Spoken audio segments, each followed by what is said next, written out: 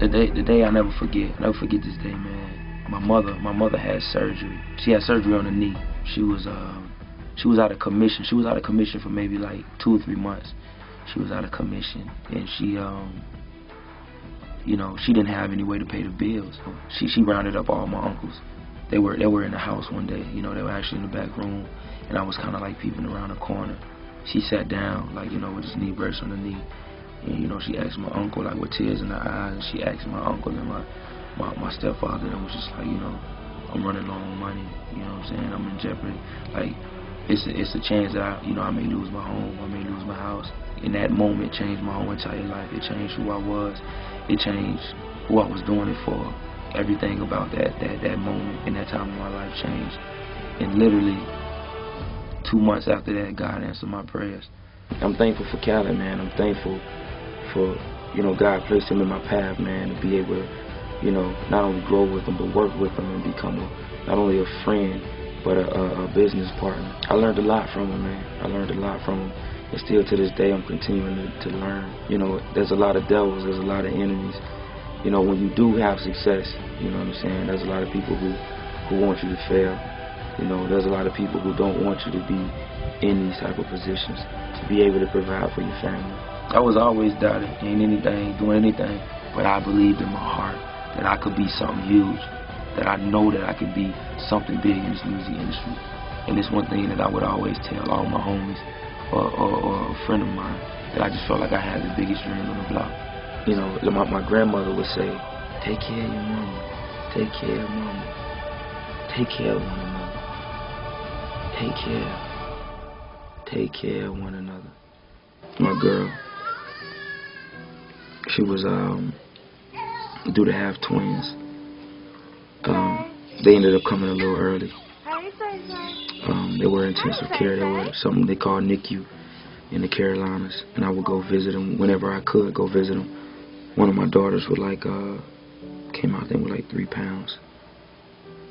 All the news that I would be getting, it would be some good news, and then turn right back around. As soon as I get a phone call about good news, I would get a phone call about bad news. The doctor was running all these tests. They had all these tubes, and I never forget. And I asked the doctor, I was just like, why are all these tubes hooked up to my daughter? What are these tubes? I went freaking out because I didn't understand. I'm like, why are all these tubes hooked up to her? You know, she just had so many problems. The hardest decision by far of my life, the hardest decision ever. The hardest decision of my life was deciding to say, okay,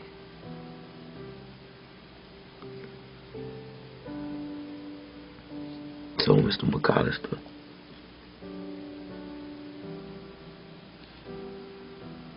Mrs. Surratt,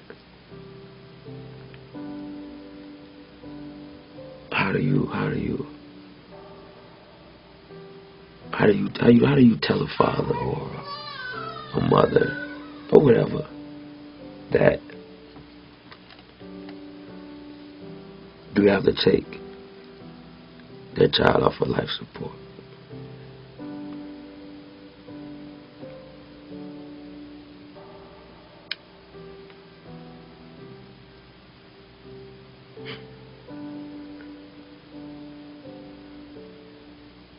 I don't understand it. I never understood. You know, but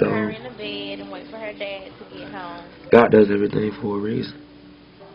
Everything He's done up to this point was for a reason. My daughter Sailor is special. She's special. She's intelligent. You know, she's everything, man. Her father could ever want. She's bubbly, man. She's beautiful. Good morning, Sailor. She's beautiful. Good morning. And by him leaving her here was a sign of just allowing me to understand how things kind of work. I wanted to be a connection between my fans, man. I think I deserve that, man. I've worked hard enough for it. The type of music that I create is not your normal body of work. These substance type of records, they're more appreciated. You know, and with trials and tribulations, I just pray that it's appreciated. Trials and tribulations will last forever. Forever. I promise you that. I promise you that.